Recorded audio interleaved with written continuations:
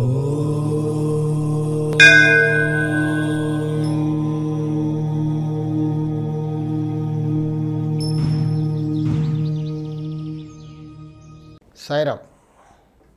నేను మీ విశ్వకర్మ వాస్తు యూట్యూబ్ ఛానల్కి స్వాగతం.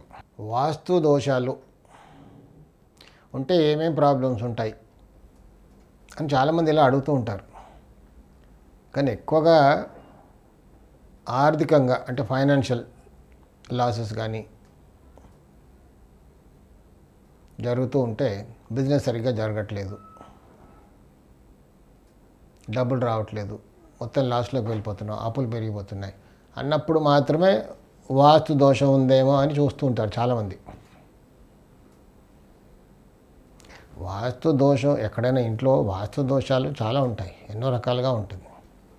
వాయువ్య దోషం, నైరుతి దోషం, ఆగ్నేయ దోషం, ఈశాన్య దోషం, ఉత్తరంలో దోషం, తూర్పులో దోషం, దక్షిణంలో దోషం లేదా పశ్చిమంలో దోషం. ఎక్కడ దోషం ఉన్నా, అష్టదిక్కుల్లో ఎక్కడ దోషం ఉన్నా వాటి ఫలితాలు తప్పకుండా అనుభవించాల్సిందే. బాగుందనుకోండి, మంచి ఫలితాలు ఉంటాయి.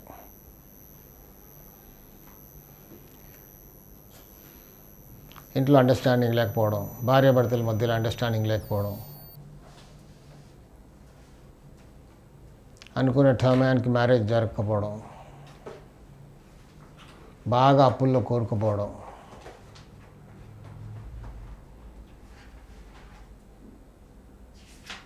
లేదా యాక్సిడెంట్స్, సడన్గా ఎక్కడికో వెళ్తూ ఉంటే ఒక యాక్సిడెంట్ అయిపోవడం.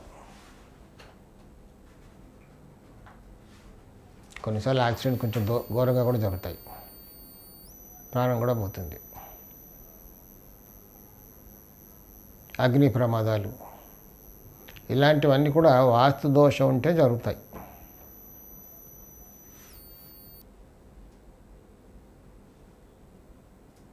కొంతమంది చుట్టాలు ఉంటారు, నాన్న వాళ్ళందరూ ఉంటారు,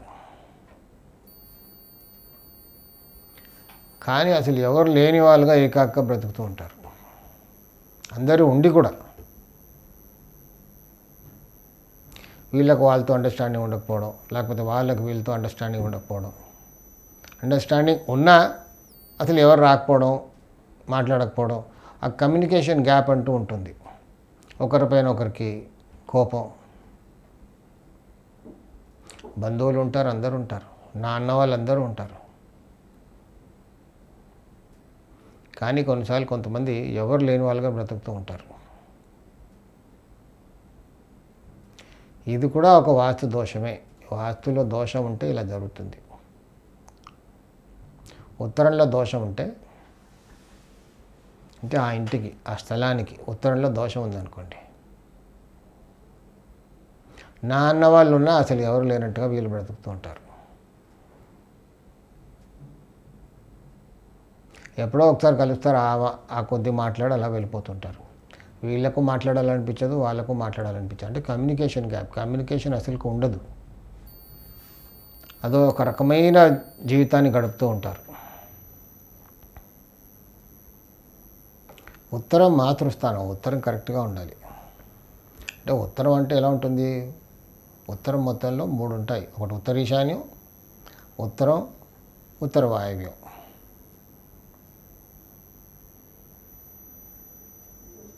ఉత్తరంలో లేదా మొత్తం ఉత్తరం అంతా కూడా దోషం అయిపోతాయి.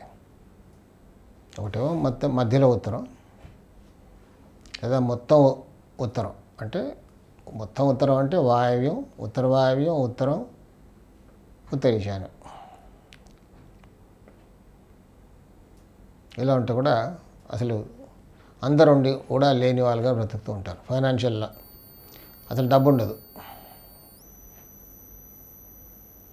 అస్తమానం అనారోగ్యంతో బాధపడడం, ఇవన్నీ కూడా ఎక్కువ లేడీస్ పైన చూపిస్తుంటాయి. దీనికి తోడు దక్షిణ నైరుతిలో ఏమైనా దోషం ఉందనుకోండి, ఇంకా ఆడవాళ్ళ పని ఇంకా మరీ ఘోరంగా ఉంటుంది. ఈ ఫలితాలన్నీ కూడా అంటే దుష్ఫలితాలని అనకూడదని నేను అనుకుంటుంటాను ఒకసారి. ఎందుకంటే అదొక ఫలితం, ఇలా ఉంటే ఇలా ఉంటుందంటే ఫలితం. అందరికీ అర్థం అవ్వాలని దుష్ఫలితాలు అంటూ ఉంటాం. ఉత్తరం ఎలా ఉండాలి? ఉత్తరం తెగిపోకుండా ఉండాలి. ఉత్తరం ఎత్తుగా ఉండకూడదు, ఉత్తరం కప్పేసి ఉండకూడదు. అంటే మొత్తం ఉత్తర వాయవ్యం, ఉత్తర ఈశాన్యం. కొంత ఇళ్ళల్లో ఉత్తరం ఎత్తుగా ఉంటుంది, మొత్తం ఉత్తరం అంతా కూడా ఫ్లోరింగ్ పైకి ఉంటుంది.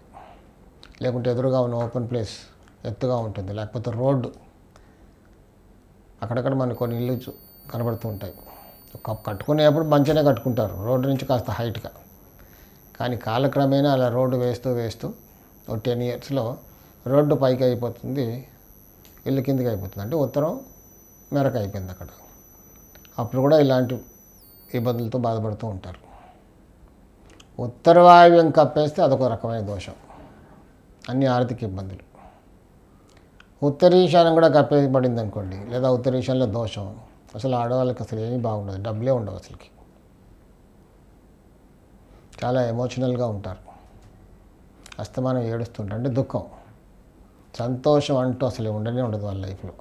కాబట్టి ఉత్తరం జాగ్రత్త తీసుకొని కరెక్ట్గా మెయింటైన్ చేసుకుంటే డబ్బు ఉంటుంది, ఆరోగ్యం ఉంటుంది, హాయిగా సంతోషంగా బ్రతికే అవకాశం కూడా ఉంటుంది. సాయి రక్ష.